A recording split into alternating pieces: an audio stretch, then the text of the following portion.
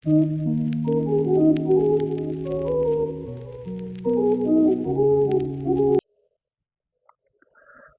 दोस्तों, तो आज अपन शुरू करने जा रहे हैं one of the most simplest chapter of anatomy, that is thorax.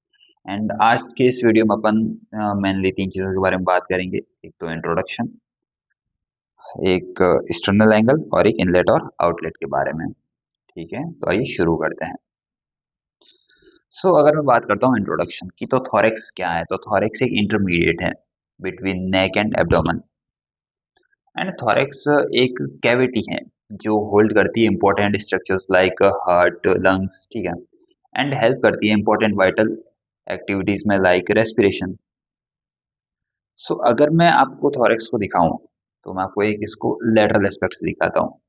तो आपका थॉरैक्स कुछ ऐसा लाइक करता है, जैसे कि अगर मैं बात करता हूँ एंटीरियरली, अगर ये एंटीरियर है और ये पोस्टीरियर है, तो एंटीरियर में थॉरैक्स कहाँ कहाँ होता है? थॉरैक्स होता है स्टर्नम तक। तो ये रहा मेन्यूब्रियम ऑफ स्टर्नम और ये रहा बॉडी ऑफ स्टर्नम, ठीक है। एंड इसके बीच में एक एंगल बन रहा है, that is known as sternal angle. अगर मैं पोस्टीरियर साइड में बात करता हूँ, तो थॉरैक्स लाई करता है between T1 to T12 vertebra, ठीक है। इसके बाद अगर मैं एक इमेजिनरी लाइन ड्रॉ करूँ from sternal angle to lower border of T4, तो वो लाइन थॉरैक्स को डिवाइड करती है सुपीरियर एंड इंफीरियर मीडियास्टिनम में।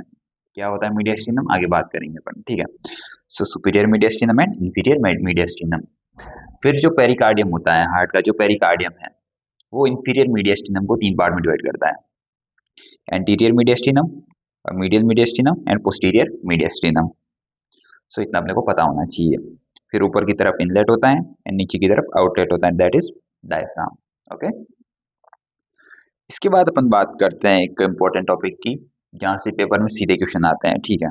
दैट इज एक्सटर्नल एंगल या फिर एंगल ऑफ लुइस। ये एंगल कहाँ लाइक करता है? तो ये एंगल लाइक करता है बच्चे एंटीरियरली होता है सेकंड पोस्टल कार्टिलेज पे, मतलब जो सेकेंडरी पे वो यहाँ की अटैच होती है, ठीक है। एंड पोस्टीरियरली ये लाई करता है between T4 and T5 thoracic vertebra. T4 के लोअर बॉर्डर पे अपन ने एक लाइन खींची थी, तो उससे आप एक आइडिया ले सकते हैं वहां से, ठीक है। अब ये जो एक्सटर्नल एंगल है, ये इंपॉर्टेंट लैंडमार्क है कुछ चीजों के लिए।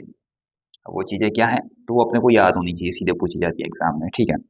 सो एक्सटर्नल एंगल से शुरुआत होती है, origin and end of arch of aorta. जो आर्च ऑफ एओर्टा है वो यहीं से शुरू हो गया और यहीं पे खत्म हो जाएगी। दैट सिंपली मीन्स अगर एक्सटर्नल एंगल है तो आर्च ऑफ एओर्टा कुछ ऐसी निकल रही है, यहाँ से शुरू हुई और यहाँ पे खत्म हो गई, दैट्स ऑल, ठीक है। इसके बाद यहाँ पे डिवीजन ऑफ ट्रैकिया होता है, ठीक है, दैट इज कैडेवरिक लेवल। अब कैडेवरिक लेवल इसलिए बिकॉज आपने सुना होगा कि अगर कोई इंसान मर जाता तो उसकी हाइट बढ़ जाती है। सपोज करो ये एक इंसान है और ये जिंदा था, तब इसमें कुछ लेवल रहा होगा यहाँ पे कुछ, ठीक है, T5 T6 लेवल पे रहा होगी ट्रैकिया, ठीक है। जो ट्रैकिया है वो T5 या T6 के लेवल पे डिवाइड हुई होगी। लेकिन अगर ये मर गया तो इसकी हाइट बढ़ गई, लेकिन ट्रैकिया की हाइट तो नहीं बढ़ी ना, तो ट्रैकिया थोड़ी ऊपर शिफ्ट हो गई, दैट इज T4 पे आ गई, ठीक है। पहले कहाँ थी? T5 या T6 पे थी लिविंग ऑर्गेनिज्म में, ठीक है। इसके बाद यहीं पे डिवीजन होता है पल्मोनरी ट्रंक का भी, ठीक है। एंड यहाँ पे अटैचमेंट होता है सेकंड कोस्टल कार्टिलेज का, जो सेकेंडरी पे वो यहाँ की अटैच होती है। यहीं पे एजाइगस वेन ट्रेन करती है सुपीरियर वेना केवा में, इसी लेवल पे, ठीक है। इसी लेवल पे कार्डिक प्लेक्सस पाए जाते हैं, डीप कार्डिक प्लेक्सस जो होते हैं इसी लेवल पे होते हैं, ठीक है। जितने भी cardiac plexus, deep, superficial, whatever, ठीक है। इसके बाद यहाँ पे डेविएशन देखने को मिलता है थोरेसिक डक्ट का टुवर्ड्स लेफ्ट साइड। जो थोरेसिक डक्ट होती है वो लेफ्ट साइड में आ जाती है इस लेवल पे आके। फिर ये जंक्शन है between superior and inferior mediastinum. तो ये कुछ 8 चीजें हैं, ये अपने को पता होनी चाहिए क्या क्या है। तो एक तो आर्च ऑफ एओर्टा हो गया, एक ट्रैकिया का डिवीजन हो गया, एक पल्मोनरी ट्रंक का डिवीजन हो गया, एक ये बाउंड्री है between superior and inferior mediastinum में, कार्डिक प्लेक्सस होते हैं यहाँ पे। एंड इतना पता होना चाहिए, ठीक है। जाइकल्स इसमें ड्रेन करती हैं सुपीरियर वेना केवा में, ठीक है। एंड सेकंड कोस्टल कार्टिलेज यहाँ पे आके अटैच होता है, तो बहुत ही आसान से पता होना चाहिए, ठीक है। इसके बाद अपन बात करते हैं इनलेट ऑफ थॉरैक्स के बारे में। इनलेट सिंपली मीन्स कि अपन नेक से थॉरैक्स में एंटर कर रहे हैं, ठीक है, दैट इज इनलेट। तो इनलेट के नाम पे अगर आपके पास कभी क्वेश्चन आता है, तो आपको सबसे पहले इसकी बाउंड्रीज डिफाइन करनी होती हैं। तो इसकी बाउंड्रीज बहुत ही आसान सा है, अगर आप अपना थोड़ा दिमाग लगाओ तो। अगर मैं थॉरेक्स में एंटर कर रहा हूँ तो यहाँ पे क्या आएगा, मेन्यूब्रियम का सुपीरियर बॉर्डर आएगा इंटीरियर में। हाँ, साइड में क्या आएगी, फर्स्ट ट्रिप आ जाएगी, एंड पोस्टीरियर में क्या आएगा, superior border of T1 vertebra आएगा। ये यहाँ पे लिखा हुआ है। दैट इज कि बाउंड्रीज के नाम पे क्या है, तो एंटीरियर में क्या है, तो एंटीरियर में upper border of manubrium, posterior में क्या है, superior surface of T1, and side में क्या है, तो फर्स्ट ट्रिप होती है साइड में, ठीक है। इसके बाद एक फेशिया होता है जिसका नाम है सिप्सन्स फेशिया, ठीक है। यहाँ से भी क्वेश्चन आता है तो थोड़ा इसका आइडिया होना चाहिए। सिप्सन्स फेशिया, इसका एक और नाम होता है सुप्राप्लूरल मेम्ब्रेन, ठीक है। ये क्या है, तो ये एक रेमिनेंट है ऑफ स्केलेनस मिनिमस मसल, ठीक है। स्केलेनस मिनिमस मसल है, उसका रेमिनेंट क्या है, सिप्सन्स फेशिया। अब इसका अटैचमेंट कैसे होता है, तो ये अपने को पता होना चाहिए। ये ओरिजिन होता है बच्चे यहाँ से, जो C7 वर्टिब्रा है, T1 नहीं, C7 के ट्रांसफर प्रोसेस से शुरू होता है, एंड ये कुछ ट्रायंगुलर फैशन में जाता है। ये देखो यहाँ पे ट्रायंगुलर जा रहा है ऐसा कुछ, और ये जाके अटैच हो जाता है inner border of first strip. So transfer process of C7 से शुरू होता है एंड ट्रायंगुलर फैशन में जाता है, inner border of first strip पे जाके अटैच हो जाता है। तो इतना पता होना चाहिए अपने को, ठीक है। तो यही मैंने इनलेट यहाँ पे बना रखा है। ये T1 वर्टिब्रा पोस्टीरियर में, ये फर्स्ट स्ट्रिप एंड ये मेन्यूब्रियम, ठीक है। इसके बाद कौन कौन से स्ट्रक्चर एंटर करते हैं, इनलेट है तो कुछ चीजें अंदर आएगी, है ना।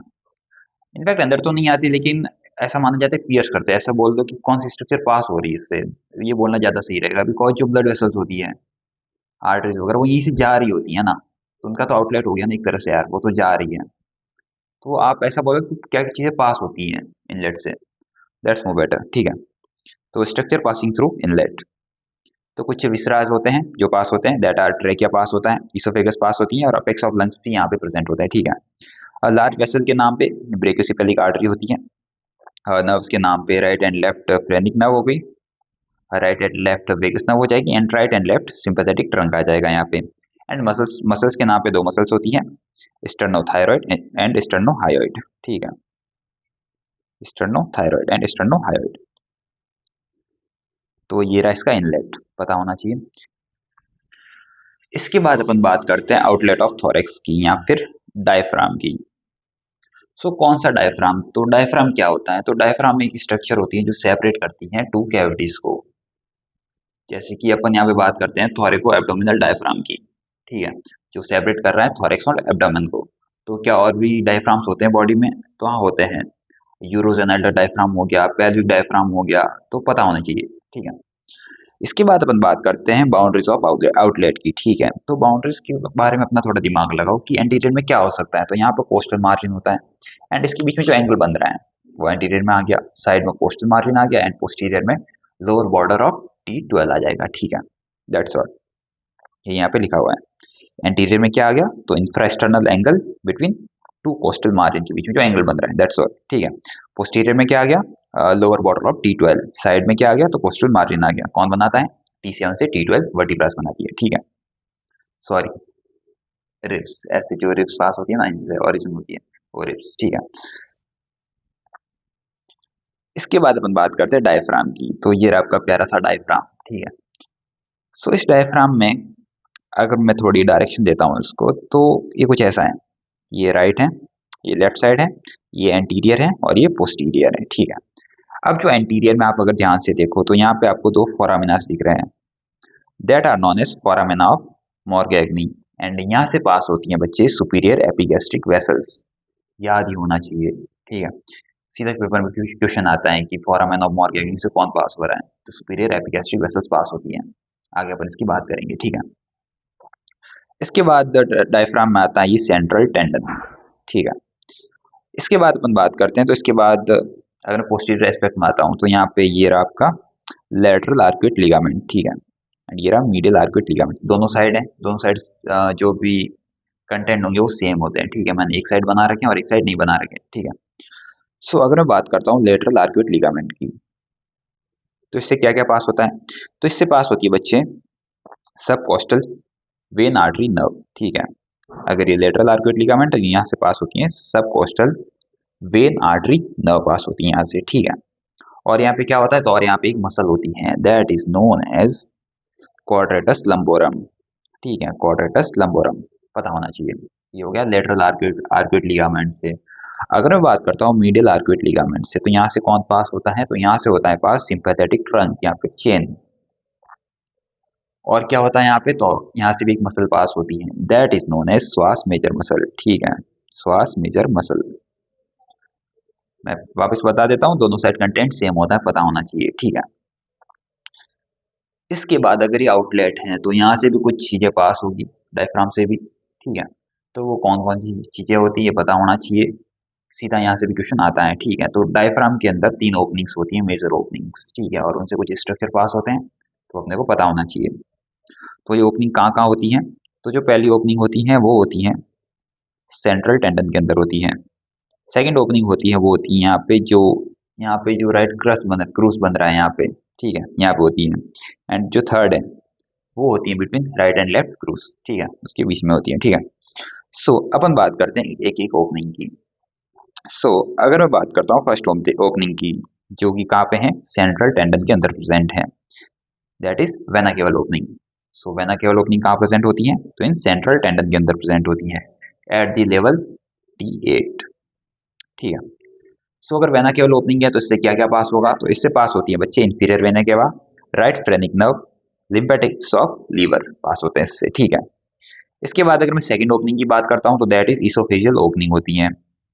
ये कहाँ प्रेजेंट होती है, तो ये प्रेजेंट होती है स्प्लिटिंग ऑफ राइट क्रूस के पास प्रेजेंट होती है यहाँ पे। ठीक है, एंड इसका लेवल होता है T10 के लेवल पे होती है। तब इससे क्या क्या पास होंगे, तो एक तो इसोफेगस पास होगा, एक right and left vagus nerve pass होगी, and oesophageal branch of left gastric artery भी यहाँ से पास होती है। ठीक है, इसके बाद अगर मैं थर्ड ओपनिंग की बात करता हूँ, that is aortic opening. And ये कहाँ पर होती है, तो ये भी होती है between right and left cruise के बीच में प्रेजेंट होती है, एट T12 के लेवल पे। सो वेना केवल ओपनिंग होती है T8 के लेवल पे, इसोफेजियल ओपनिंग होती है T10 के लेवल पे, एओर्टिक ओपनिंग होती है T12 के लेवल पे। लेवल याद ही होने चाहिए। ठीक है, अब एओर्टिक ओपनिंग है तो इससे कौन पास होगा, तो एक तो एओर्टा खुद पास होगी, एक थोरेसिक डक्ट पास होती है, और एक होती है एजाइगस वेन भी यहाँ से पास होती है। समटाइम्स हेमिएजाइगस भी पास हो सकती है यहाँ से। ठीक है, इसके बाद अपने से पूछा जाता है कि अगर डायफ्राम कॉन्ट्रैक्ट करे तो इन ओपनिंग्स पे क्या क्या इफेक्ट देखने को मिलेंगे। तो इससे पहले हमें ये पता होना चाहिए कि डायफ्राम कॉन्ट्रैक्ट करता कैसे है, तभी तो अपन उसका इफेक्ट बता सकते हैं यहाँ पे। ठीक है, तो डायफ्राम कुछ ऐसे कॉन्ट्रैक्ट करता है यहाँ पे। सपोज करो अगर ये डायफ्राम है, तो ये डायफ्राम कुछ ऐसे कॉन्ट्रैक्ट करेगा कि यहाँ से ऐसे जाएगा। ठीक है, अगर ये सेंट्रल टेंडन है तो यहाँ से चीज ऐसी जाती है। ठीक है, सो अगर ये ऐसे कॉन्ट्रैक्ट करता है, तो अगर कोई ओपनिंग यहाँ पे, कोई भी चीज यहाँ पे है, तो उसका क्या होगा, उसका ऑब्वियसली बात है डायलेशन होगा यहाँ पे। एंड अगर कोई चीज यहाँ पे है तो उसका क्या हो जाएगा, कंस्ट्रिक्शन हो जाएगा। और अगर कोई चीज डायफ्राम के बाहर है तो उसका क्या होगा, उसका कुछ भी नहीं होगा, उसका ना कॉन्ट्रा, ना उसका डायलेशन होगा, ना उसका कंस्ट्रिक्शन होगा, उसका उसका कुछ भी नहीं होगा। ठीक है, दैट्स ऑल। सो अपने को यही पता होना चाहिए कि अगर वेना केवल ओपनिंग कहाँ है, सेंट्रल टेंडन के अंदर प्रेजेंट है, तो उसका क्या होगा, डायलेशन हो जाएगा। इसोफेजियल ओपनिंग का क्या होगा, तो कंस्ट्रिक्शन हो जाएगा। एंड एओर्टिक ओपनिंग डायफ्राम से बाहर ही है तो उसका क्या होगा, उसका कुछ भी नहीं होगा। ठीक है, दैट्स ऑल।